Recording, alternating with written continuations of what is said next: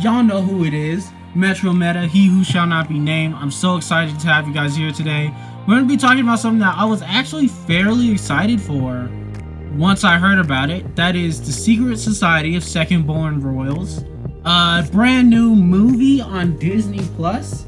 And just how it is. Is it sus? Is it good? We'll talk about it. Welcome to MetroMeta, and remember to rise above.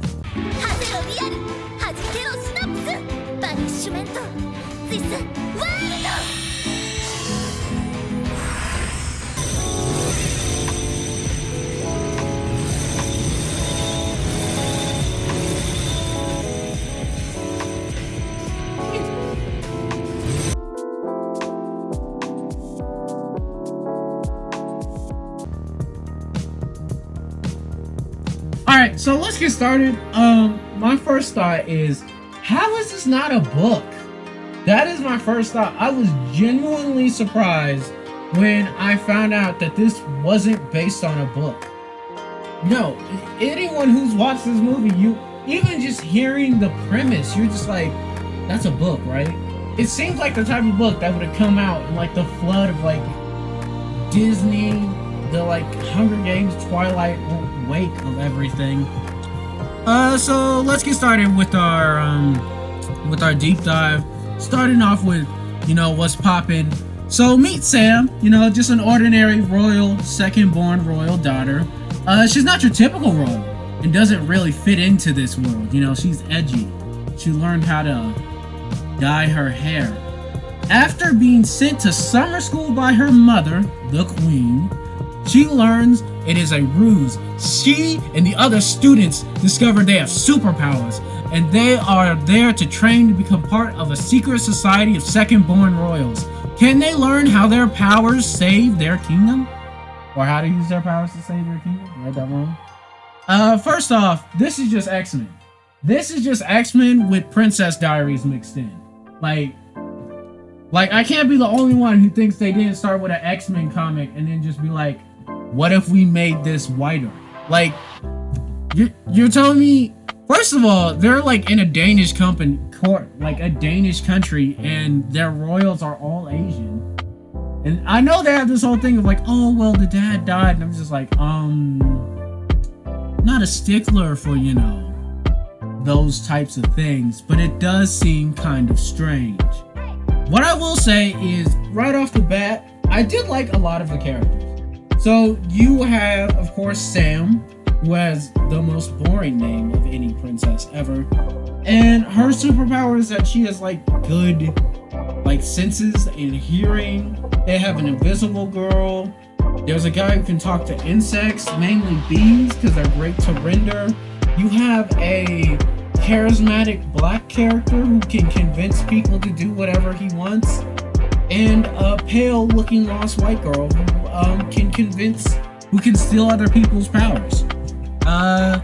So their powers are all fairly easy to make, and I think part of it was budget. I did like the professor, that guy from Pitch Perfect, their X-Men. His power was like multitudes, like he can copy himself. And what I did like is they did show experience when he was fighting. Like when he's fighting the bad guy, you get a sense that his experience and his use of his powers is effective even against people who are more powerful than him. And I think that oftentimes is something hard to get through, especially when a lot of the main characters have such overpowered powers. It's hard to get through how important experience and knowledge of your powers are. And they did that really well.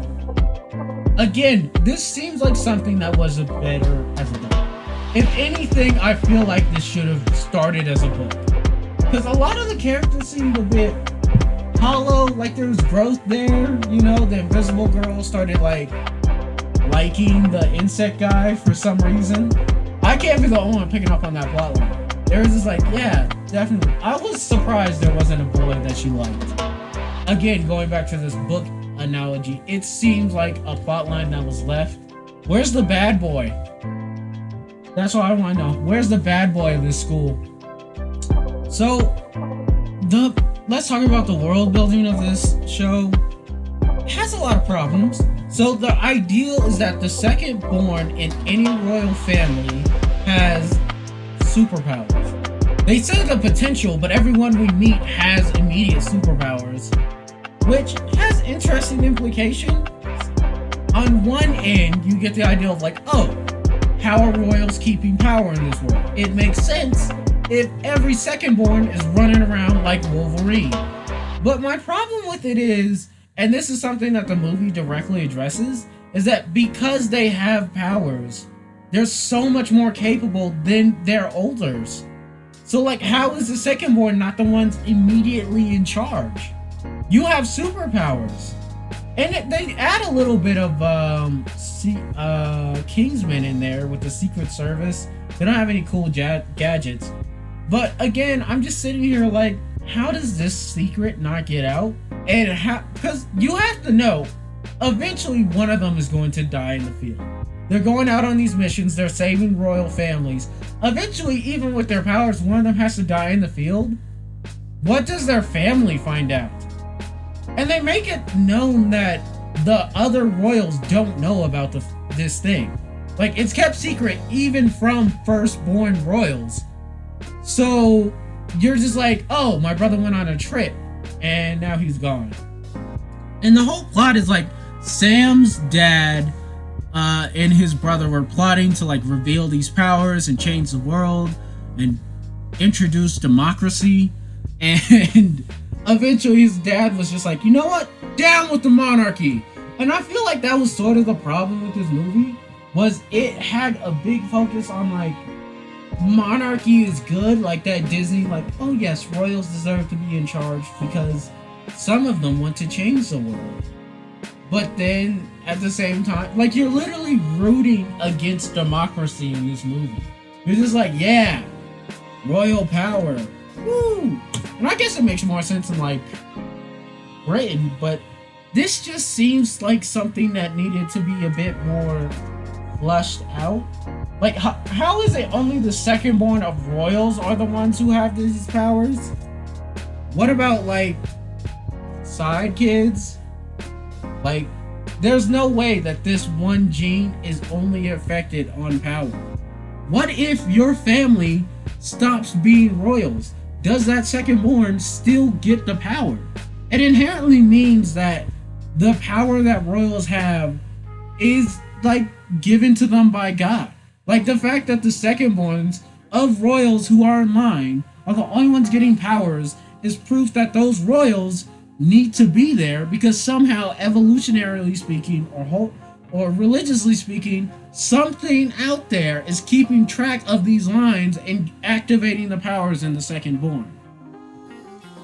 So, like, that's why it brings up a whole host of questions, and it needs another movie. What I will say is, I definitely thought this was a TV series.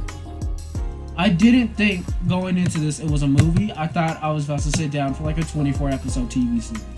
And again, I feel like, going back to my book analogy, that makes more sense. If this had been a TV show and not a movie, they could have expanded on the characters a little bit more. I would have liked to see Invisible Girl fleshed out more. The relationship between Sam and Anna, which is like their like pull over the rug twist, like, oh, the innocent girl who can steal people's powers. She was evil all along, and she was working with the bad guy. Like, I feel like I didn't really see their relationship grow. Like, I felt like they had like 2 scenes, and then she was like evil. I don't even remember her like directly doing it. I feel like she was just like, and now I'm evil, and you guys are going away. So I feel like that could have been better fleshed out with more time. Maybe in a sequel, I don't know. This seems like a TV movie where Disney would make another one.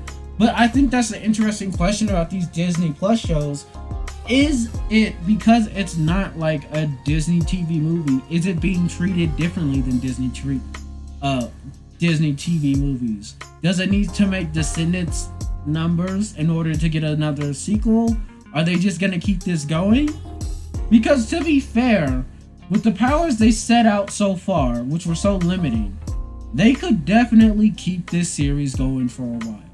Like, they could definitely get second movie TV spinoff and at least a book to actually write it. So they could definitely get this going as a franchise if it's popular enough.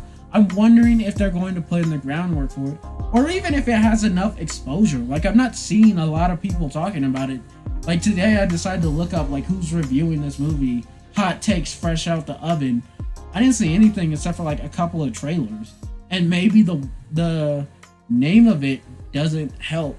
But I'm wondering where they go for the secret society of second-born royals. Or I just tried to say an analogy of it, and we're not gonna say that. I don't think this is ever gonna catch on. I really don't. After thinking of what that analogy is, Disney sus. Okay, they are sus. All right, this movie is sus. I've given it a sus out of 10. But thank you for sitting back and listening to my rambling. Thank you for supporting 2016 Glencoe.